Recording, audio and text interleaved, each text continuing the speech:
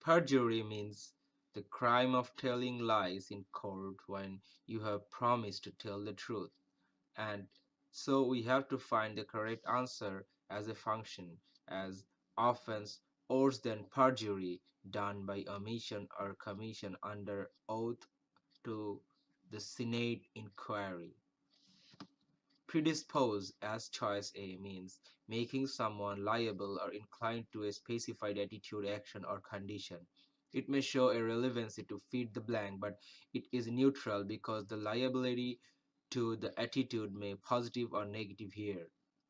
Preen as choice B means feeling very proud or satisfied with yourself because of an action or quality.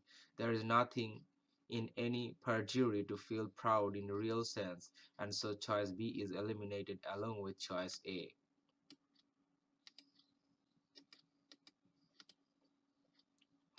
Now, private as choice C means checking in advance with which is also neutral option to show relevance and make sense to fill the blank. So we can eliminate choice C as well. Prevaricate as choice D means avoiding telling the truth and saying exactly what you think, which exactly shows similarity to perjury and merge with our prediction. So choice D is the correct answer to fill the blank.